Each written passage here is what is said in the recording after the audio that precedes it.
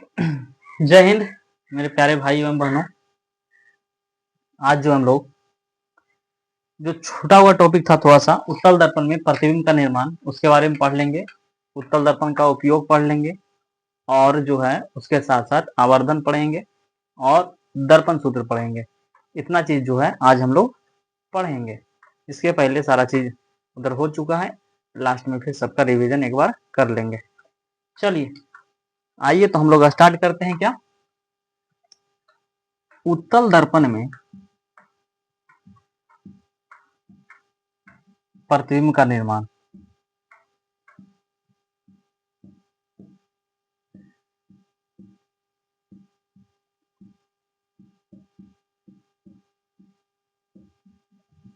देखिए बुआ, इसमें जो है उत्तल दर्पण में दो ही कंडीशन में प्रतिबिंब ज्यादातर बनता है, एगो अनंत वाला पर रख करके, एगो पी एवं एफ के बीच रख करके। ठीक है, चलिए आइए तो हम लोग देख लेते हैं।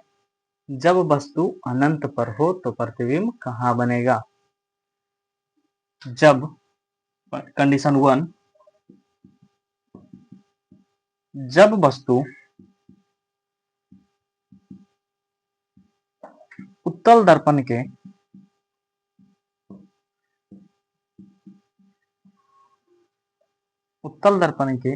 अनंत पर हो, क्या हो, अनंत पर हो या उत्तल दर्पण से अनंत पर हो तो प्रतिबिंब कहाँ बनेगा, उसके बारे में हम लोग देखेंगे। तो इसका पहले फिगर हम लोग बना लेते हैं। इस प्रकार से हम सबका रह जाएगा फिगर। ये हम, अरे एक सेकंड, ये उत्तल दर्पण का फिगर बन गया। उत्तल दर्पण का तो फिगर इधर बनेगा इस प्रकार से। ये हमारा उत्तल दर्पण का फिगर है, ये हमारा हो जाएगा मुख अक्ष। अच्छा, इसमें जो अवतल दर्पण में हम लोग क्या करते थे, फोकस को क्या करते थे, दर्पण के आगे बनाते थे, लेकिन इसमें दर्पण के पीछे होगा। फोकस कहाँ होगा, दर्पण के पीछे। चलिए ये हमारा हो जाएगा, वस्तु को रख दिए हैं अनंत पर। वस्तु को कहाँ रख दिए, अनंत पर। इस प्रकार से इसका जो है, इस प्रकार से ये प्रवर्तन करेगा। यहां से भी इस प्रकार से ये प्रवर्तन करेगा और इधर आएगा। चलिए ये सब एकत्रित होगा कहाँ, फोकस पर। कहाँ एकत्रित होगा, फोकस पर। और ये हमारा सी हो गया। क्लियर।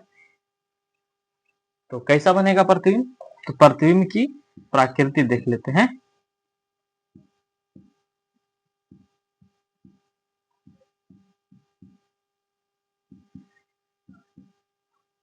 प्रतिबिंब की प्रकृति के बारे में हम लोग बात करें तो प्रतिबिंब की प्रकृति पहले इतना जान लीजिए कि उत्तल दर्पण में चूंकि अनंत पर है तो वस्तु जो है, प्रतिबिंब इसका छोटा बनेगा। कैसा बनेगा, छोटा। प्रतिबिंब फर्स्ट में जो है छोटा बनेगा।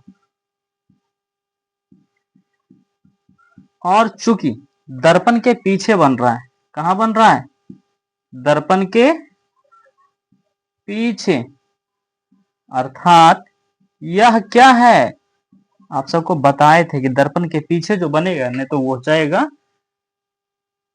वो हो जाएगा आभासी प्रतिबिंब बनेगा। कैसा बनेगा, आभासी या काल्पनिक, किसको बोल सकते हैं, आभासी या काल्पनिक प्रतिबिंब। ठीक है, इसको आभासी या क्या बोल सकते हैं हम लोग, काल्पनिक प्रतिबिंब। कैसा बनेगा, आभासी या काल्पनिक प्रतिबिंब बनेगा। तीसरा कंडीशन हम लोग अगर देख ले तो ये सीधा होगा। आभासी प्रतिबिंब कैसे होते हैं, सीधा होते हैं। वस्तु से क्या हो जाएंगे, सीधा बनेगा, वस्तु से सीधा बनेगा। जब वस्तु उत्तल दर्पण के अनंत पर हो, जब वस्तु उत्तल दर्पण के अनंत पर हो तो प्रतिबिंब कैसा बनेगा, तो प्रतिबिंब जो है फोकस पर बनेगा, छोटा बनेगा, दर्पण के पीछे अर्थात आभासी प्रतिबिंब बनेगा और सीधा बनेगा। और कैसा बनेगा, सीधा बनेगा। एक सेकेंड थोड़ा सा दीजिएगा, लैपटॉप लाना है बस। कमेंट आप सबको जो है बढ़िया से नहीं देख पा रहे इसमें।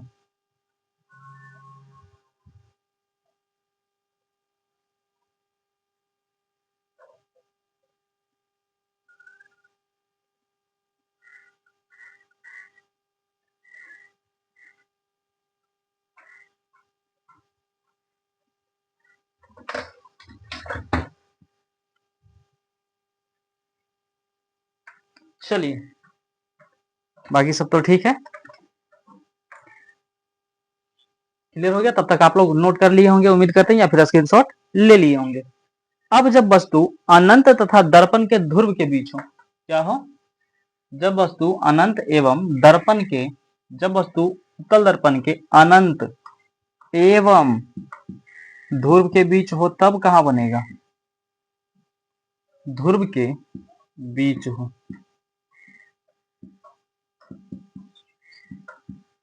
जब वस्तु अनंत एवं, जब वस्तु उत्तल दर्पण के अनंत एवं ध्रुव के बीच हो तो प्रतिबिंब कहां बनेगा, इसके बारे में हम लोग देखेंगे। ये सारा चीज तो मिटेगा। अच्छा, प्रतिबिंब का प्रकृति रहने देते हैं, ये तो बार बार लिखना पड़ेगा ही। चलिए, कहां रख दिए वस्तु को? अबर ध्रुव एवं अनंत के बीच कहां रख दिए? ध्रुव एवं अनंत के बीच कहां रखे हैं? ध्रुव एवं अनंत के बीच, ठीक है। कहां रखे हैं? ध्रुव एवं अनंत के बीच। चलिए, ये मिटाना होगा हम सबको। और एक रेखा जो हम सब लेके चल जाएंगे वक्रता केंद्र की तरफ। कहां लेके चल जाएंगे? वक्रता केंद्र की तरफ। कहां लेके जाएंगे? वक्रता केंद्र की तरफ, ठीक है। एक आकृति को लेकर चल जाएंगे हम लोग वक्रता केंद्र की तरफ। तो देखिए, तो कहा, ये कहां मिल रही है? यहाँ मिल रही है, आकर के यहाँ पे आके मिल जा रही है। तो देखिए, तो कहां बन रहा है? ध्रुव और फोकस के बीच। कहां बन रहा है? ध्रुव एवं फोकस के बीच। ये तो सेम ही रहेगा।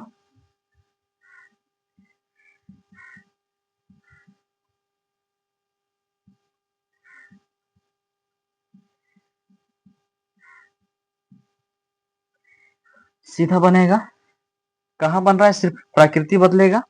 तो ध्रुव एवं फोकस के बीच, ध्रुव एवं फोकस के बीच बनेगा।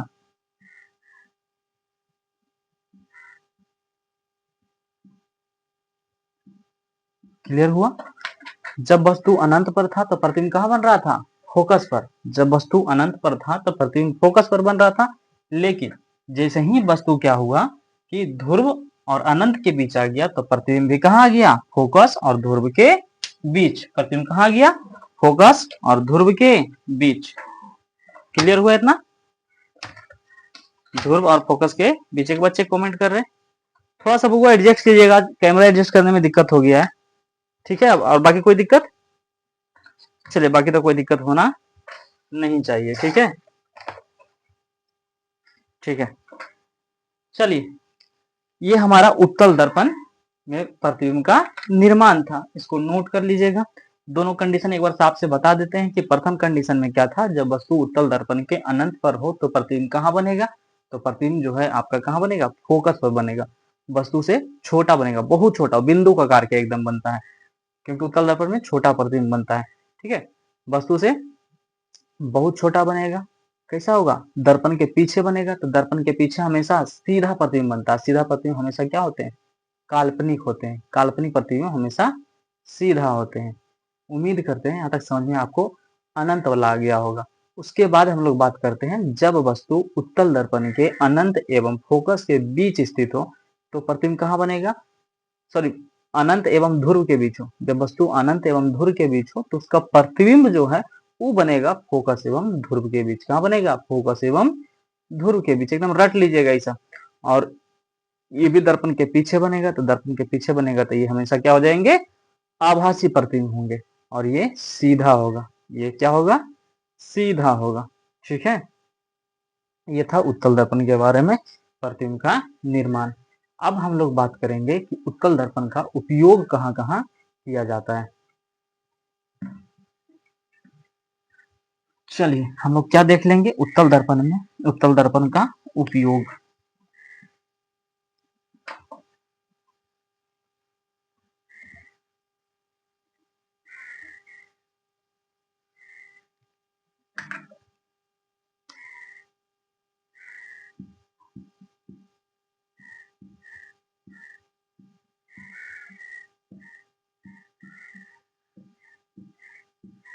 क्या देखेंगे हम लोग? उत्तल दर्पण का उपयोग। तो फर्स्ट ऑफ ऑल आप लोग जान लीजिएगा कि आप लोग गाड़ी देखे होंगे, सभी गाड़ी में देखिएगा दो साइड में मिरर लगल रहता है, उसको बोलते हैं साइड मिरर। क्या बोलते हैं उसको? Side mirror. उसी साइड मिरर के रूप में उत्तल दर्पण का उपयोग किया जाता है। अब बोलेगा सर कि उत्तल दर्पण का उपयोग साइड मिरर के रूप में ही क्यों किया जाता है? क्योंकि ये क्या करता है, उत्तल दर्पण बहुत ज्यादा क्षेत्र को कैप्चर कर लेता है। तो जब भी गाड़ी आगे जाएगा, जैसे मान के चलते हैं गाड़ी आगे जा रहा है तो पीछे वाला कैप्चर करना है, पीछे वाला देखना रहता है उसमें। साइड मिरर क्या करता है? पीछे वाहन आ रही है कि नहीं आ रही है वही देखना रहता है। तो चूंकि उत्तल दर्पण ज्यादा दूरी कैप्चर करेगा, ज्यादा जगह कैप्चर करेगा, तो क्या करेगा? ज्यादा क्षेत्र को देख पाएगा। इसलिए क्या होता है कि उत्तल दर्पण का प्रयोग साइड मिरर के रूप में किया जाता है। ठीक है। और एगो स्ट्रीट लाइट में भी, स्ट्रीट लाइट आप लोग देखे होंगे। स्ट्रीट लाइट मतलब जो रोड पर लगा हुआ रहता है, तो उस लाइट में भी क्या होता है कि उसको क्या करना रहता है? लाइट बहुत ज्यादा दूर तक फैलाना रहता है। क्योंकि उत्तल दर्पण ज्यादा दूर कैप्चर करवे करेगा, तो उत्तल दर्पण का उपयोग वहां पे भी किया जाता है। उम्मीद करते हैं यहाँ तक आप सबको समझ में आ गया होगा। तो इसको हम लोग क्या करते हैं? अब लिखते हैं। फर्स्ट में बात करें, उत्तल दर्पण का प्रयोग कहाँ किया जाएगा? साइड मिरर के रूप में।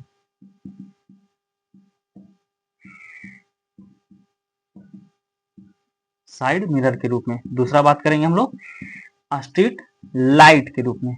स्ट्रीट लाइट के रूप में। स्ट्रीट लाइट के रूप में।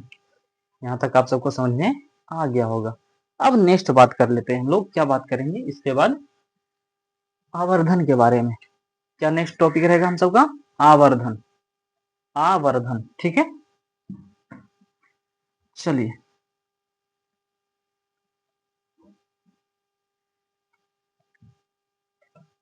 अच्छा, उसके पहले दर्पण सूत्र देख लीजिए। दर्पण सूत्र क्या है? दर्पण सूत्र। तो दर्पण सूत्र में क्या होता है? 1/f is equal to 1/v minus 1/u। ये हमारा है दर्पण सूत्र। 1/f is equal to 1/v minus 1/u। Minus 1/u। ठीक है।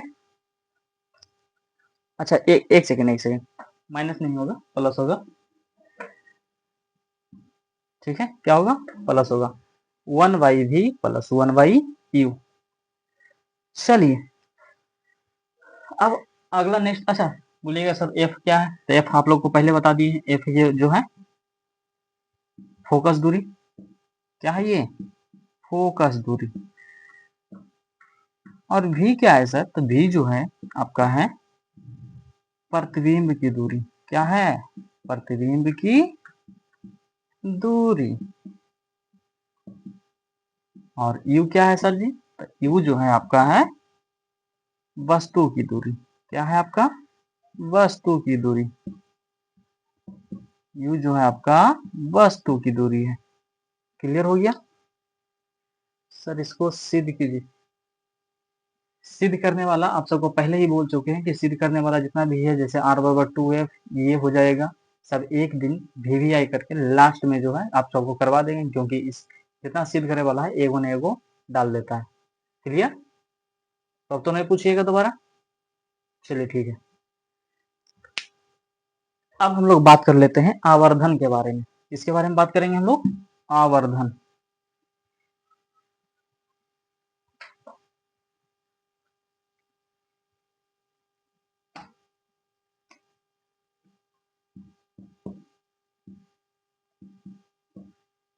आवर्धन।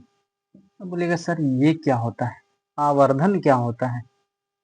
तो बुआ, आवर्धन जो है प्रतिबिंब की ऊंचाई बटा वस्तु की ऊंचाई, या प्रतिबिंब की ऊंचाई और वस्तु की ऊंचाई के अनुपात को ही हम लोग आवर्धन बोलते हैं। प्रतिबिंब की ऊंचाई और वस्तु की ऊंचाई के अनुपात को हम लोग आवर्धन बोलते हैं। क्या बोलते हैं? आवर्धन। ठीक है। प्रतिबिंब की ऊंचाई और वस्तु की ऊंचाई को हम लोग आवर्धन बोलते हैं। सर आवर्धन गलत लिखा हुआ है, सुधार देते हैं। ठीक है, लो अब सही है। तो इसका क्या लिखेंगे हम लोग? प्रतिबिंब की ऊंचाई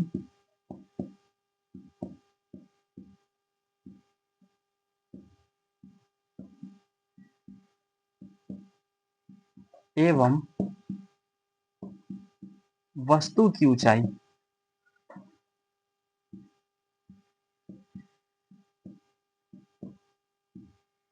के अनुपात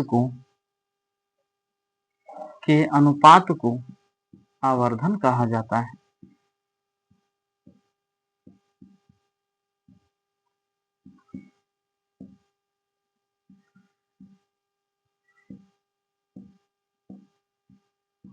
के अनुपात को आवर्धन कहा जाता है। अब इसको जो है ना बउआ एम से डिनोट करते हैं। किससे डिनोट करेंगे? एम से। ठीक है। अच्छा इसमें देखिएगा कहीं कहीं पे आप सबको कैपिटल एम दे देगा, कहीं कहीं पे स्मॉल एम दे देगा। ठीक है। इसको हम लोग क्या करेंगे? एम से सूचित करेंगे। इसे एम से सूचित किया जाता है।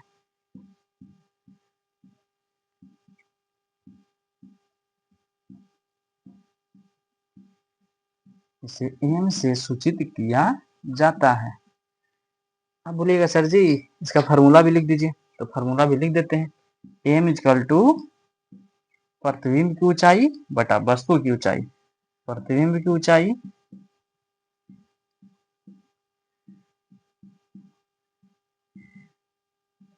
बटा वस्तु की ऊंचाई। ठीक है। प्रतिबिंब की ऊंचाई बटा वस्तु की ऊंचाई। अब एक पॉइंट और इसमें याद रखिएगा। क्या याद रखना है? कि अगर एम का मान धनात्मक हो गया, क्या हो गया? धनात्मक, तो प्रतिबिंब दर्पण के आगे बनेगा। तो प्रतिबिंब सॉरी पीछे, तो प्रतिबिंब दर्पण के पीछे बनेगा या काल्पनिक प्रतिबिंब बनेगा। तो काल्पनिक प्रतिबिंब बनेगा। कैसा प्रतिबिंब बनेगा? काल्पनिक प्रतिबिंब।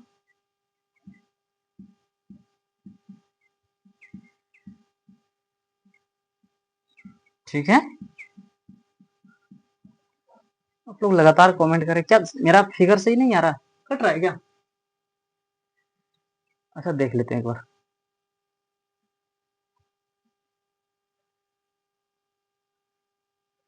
सही तो आ रहा है जी। आप लोग झूठे हल्ला कर लें। यहाँ तक तो आ रहा होगा।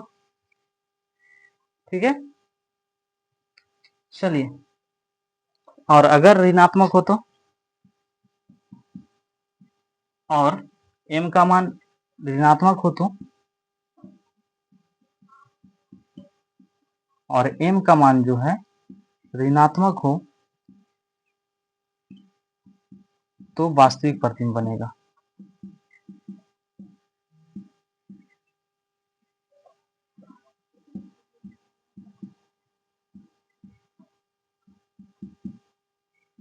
तो कैसा बनेगा?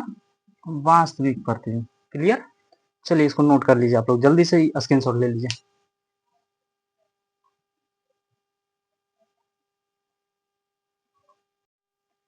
चलिए अब जो है आप सबका क्लियर होगा। अब तो नहीं कट रहा है? अभी कट रहा है?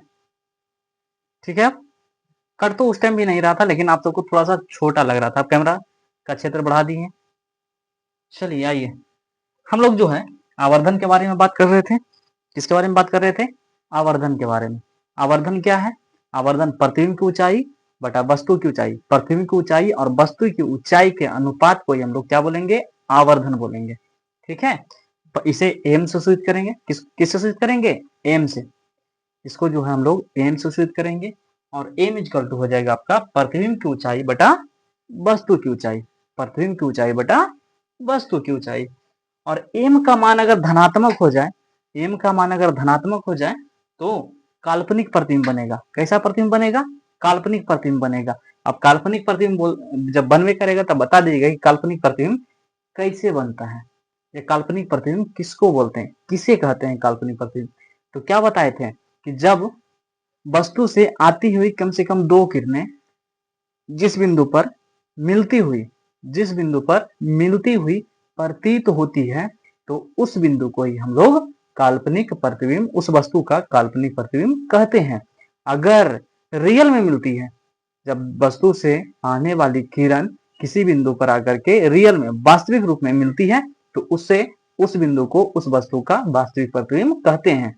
तो अब देखिए काल्पनिक प्रतिबिंब क्या होता है, क्या बताए थे, काल्पनिक प्रतिबिंब जो है ये सीधा होता है, ये दर्पण के पीछे बनेगा, क्या बनेगा, दर्पण के पीछे बनेगा, और ये काल्पनिक प्रतिबिंब को हम लोग पर्दे पर उतार नहीं सकते हैं। इसमें ही हम लोग समतल दर्पण में काल्पनिक प्रतिबिंब किस प्रकार से बनता है उसके बारे में बात किए थे। समतल दर्पण में हमेशा काल्पनिक प्रतिबिंब बनता है, इसके बारे में भी हम लोग बात कर लिए थे।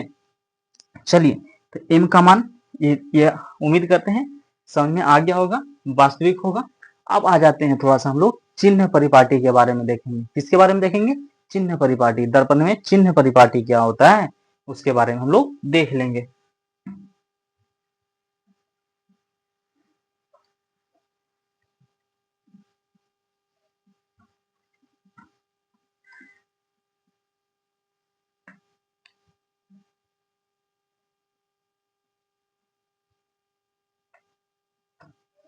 चलिए, क्या बात कर ली हम लोग चिन्ह परिपाटी के बारे में।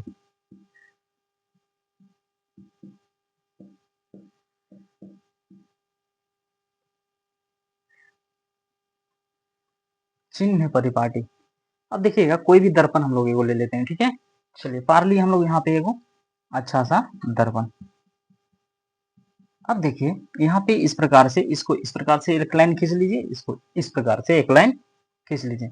अच्छा, तो हम लोग मैथ में पढ़े होंगे कि जब भी हम लोग देखें इसको अगर ध्रुव मान लेते हैं, इसको क्या मान लिए हम लोग, ध्रुव है, तो जब हम लोग देखिए लेफ्ट तरफ आएंगे तो इधर क्या हो जाएगा, ऋणात्मक, क्या हो जाएगा, ऋणात्मक। अब ये चूंकि पारा हुआ कौन सा प्रतिबिंब है, आप सब सॉरी दर्पण है, ये पारा हुआ जो है आप सबका कौन सा दर्पण है, तो कई लोग बोल रहे होंगे अवतल दर्पण। क्या है ये, अवतल दर्पण।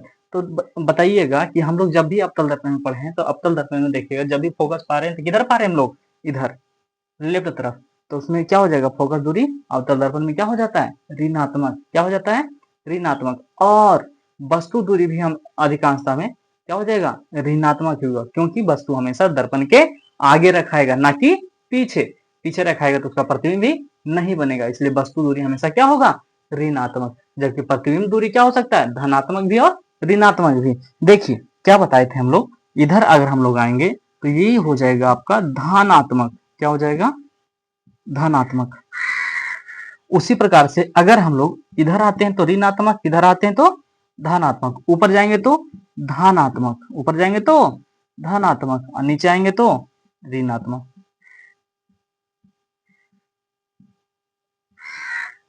चलिए ठीक है, एक बच्चे बोल रहे हैं क्या सर शुद्ध हिंदी प्रयुक्त कर रहे हैं, अरे ये बुआ मेरे, धनात्मक का पॉजिटिव, ये होगा पॉजिटिव, और ऋणात्मक मतलब नेगेटिव, अब तो समझते होंगे, पॉजिटिव और नेगेटिव, ठीक है।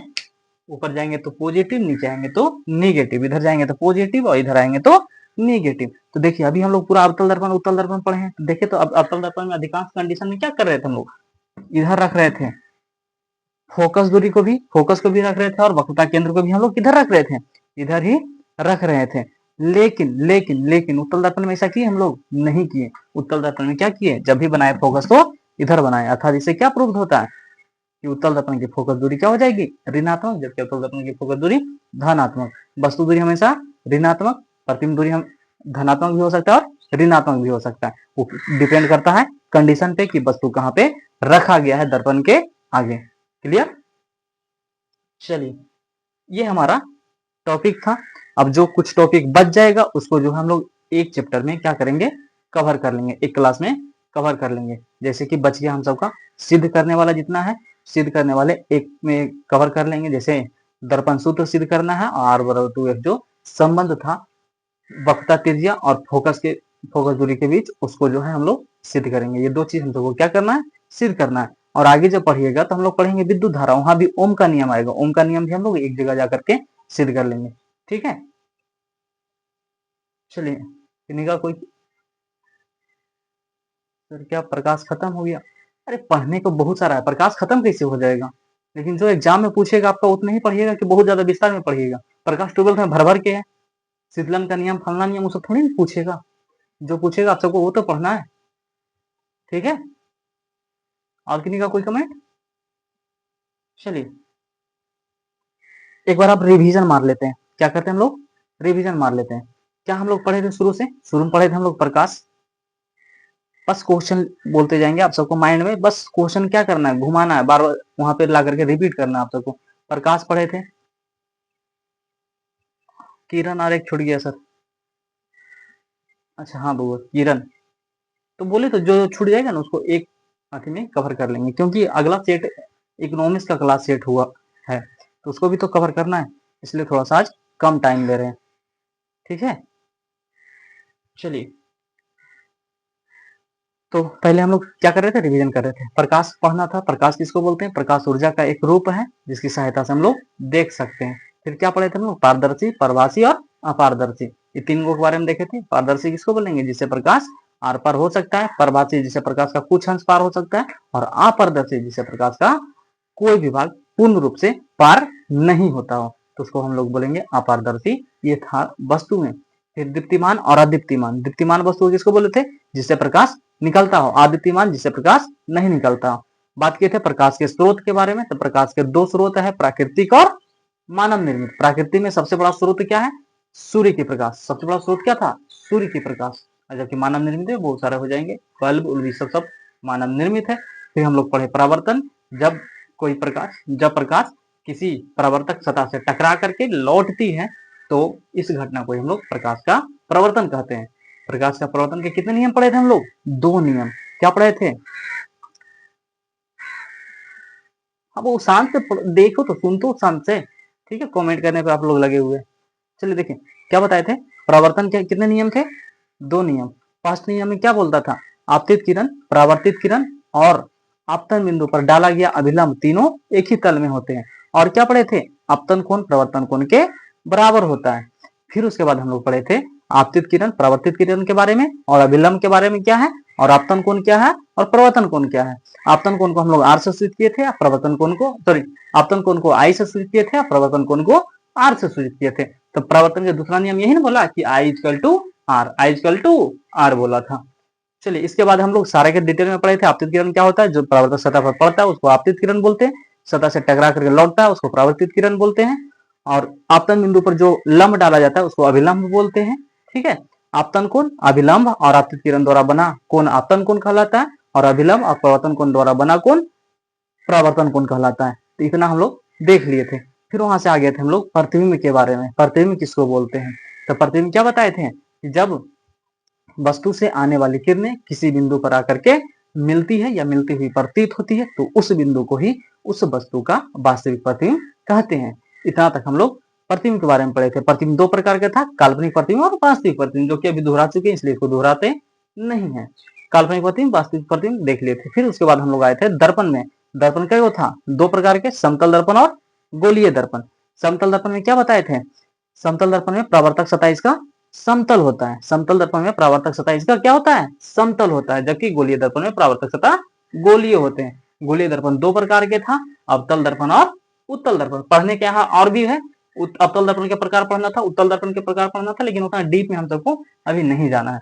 चलिए उसके बाद हम लोग देख लिए समतल दर्पण के बारे में पूरा बताए थे। समतल दर्पण में प्रतिबिंब किस प्रकार से बनता है वो तो संभव नहीं है, लेकिन एक प्रकार से दोहरा देना खाली संभव है। बस माइंड में गुजार देना कि इतना चीज हम लोग पढ़े हैं। फिर उसके बाद हम लोग पढ़े थे अवतल दर्पण में प्रतिबिंब का निर्माण। फिर अवतल दर्पण का प्रयोग पढ़े थे। अवतल दर्पण का प्रयोग कहाँ किया गया था, दाढ़ी बनाने में, हेडलाइट में, वाहन के हेडलाइट में, ये सारा चीज में जो है अवतल दर्पण का प्रयोग किया था। रोगी के नाक, कान, गला इत्यादि के जांचे में। और उसके बाद उत्तल दर्पण का बात की हम लोग अभी जाकर के। उत्तल दर्पण, अच्छा समतल दर्पण का प्रयोग किए थे, समतल दर्पण का प्रयोग नहीं बताया सर।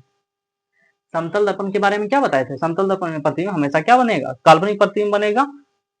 और समतल दर्पण में क्या था कि अगर एक व्यक्ति को जो है पूरा प्रतिबिंब देखना है तो दर्पण का आकार कम से कम उस व्यक्ति के आधे होना चाहिए।